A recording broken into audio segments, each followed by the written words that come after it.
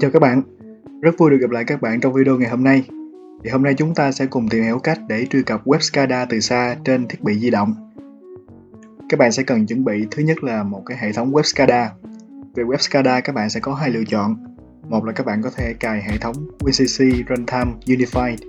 Hai là các bạn có thể cài hệ thống WinC Professional có kèm theo option là Web US.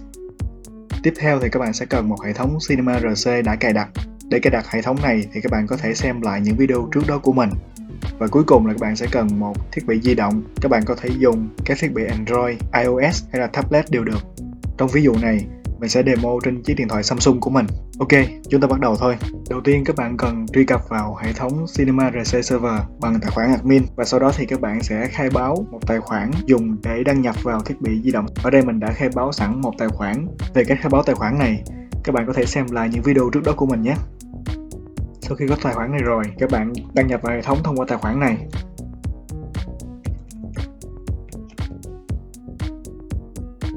Và ở đây, các bạn sẽ vào phần My Account và phần Export. Ở phần Export này, các bạn sẽ thấy có hai dạng certificate và một file configuration. Thì các bạn sẽ cần tải về file configuration này và một certificate dạng PKCS 12.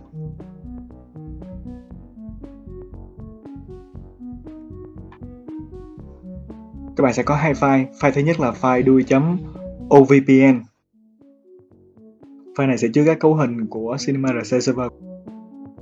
Các bạn có thể thấy một số phần cài đặt của server trên đây, cũng như là địa chỉ và port để kết nối về OpenVN Server.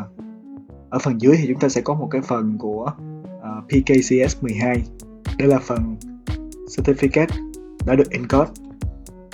Một số ứng dụng OpenVPN có thể sử dụng phần encode này để truy cập vào Cinema Server. Về file thứ hai là file B12, file này đã được encrypt lại, chúng ta sẽ không thể mở ra. Vậy thì tiếp theo Vinh sẽ tìm cách để chuyển file này sang điện thoại. Các bạn có thể chuyển file qua các USB, hoặc các bạn cũng có thể dùng những ứng dụng chuyển file như là Zalo hay bất kỳ một ứng dụng nào đấy như là email để chuyển file sang điện thoại của chúng ta. Vậy thì tiếp theo chúng ta sẽ qua phần setup trên điện thoại để truy cập vào Cinema RC Server. Và sau đó chúng ta có thể truy cập vào ứng dụng web SCADA của chúng ta. Đầu tiên các bạn cần tải một ứng dụng OpenVPN về. Thì ở đây Vinh có tải sẵn cái ứng dụng OpenVPN như thế này. Và sau đó thì Vinh sẽ truy cập vào ứng dụng. Đây là giao diện khi mới vào ứng dụng. Chúng ta sẽ import file đã tải về để tạo một connection đến Cinema RC Server. Vinh sẽ tìm đến OpenVPN file mà Vinh đã tải về. Đây là file Vinh đã tải. Và sau đó thì chúng ta bấm lưu lại ở góc phải của màn hình. Đến đây các bạn đã tạo được một profile để kết nối đến Cinema RC Server. Ở đây Vinh đang dùng 3G để truy cập vào Internet. Vì tiếp theo Vinh sẽ kết nối đến hệ thống Cinema RC Server bằng cách chúng ta click vào profile chúng ta vừa mới tạo. Ở đây hệ thống sẽ hỏi chúng ta phần password chúng ta đã tạo trong lúc mà khai báo cái user này. Thì Vinh sẽ nhập vào cái phần password.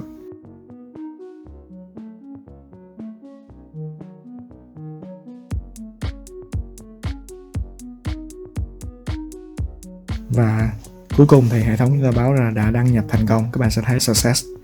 Lúc này thiết bị cũng như đã được kết nối vào hệ thống Cinema RC và chúng ta có thể đăng nhập vào hệ thống web SCADA. Vinh sẽ truy cập vào giao diện web của WinC Runtime bằng trình duyệt Chrome.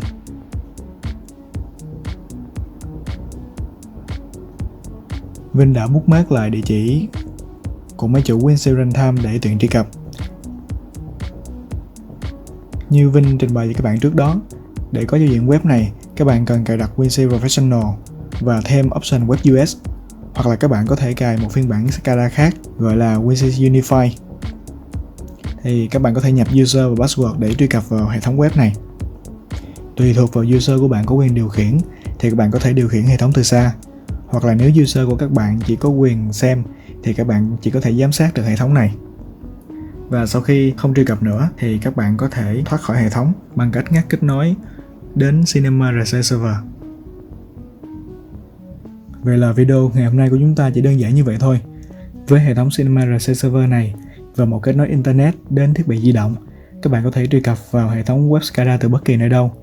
Cách truy cập này sẽ đảm bảo an toàn cho hệ thống SCADA của chúng ta, tránh khỏi các rủi ro bị tấn công mạng. Qua Cinema RC Server, các bạn có thể quản lý được ai đã đăng nhập vào hệ thống, đăng nhập vào khi nào. Và trong một số tình huống mà thiết bị di động bị đánh cắp, chúng ta có thể vô hiệu hóa tài khoản đăng nhập để kẻ gian không thể truy cập vào hệ thống của chúng ta. Rất cảm ơn các bạn đã chú ý theo dõi video này. Nếu thấy nội dung này hay, các bạn hãy like và để lại comment bên dưới nhé. Và nếu bạn thấy nó hữu ích cho mọi người, các bạn hãy chia sẻ giúp mình. Rất cảm ơn các bạn đã theo dõi video. Xin chào và hẹn gặp lại.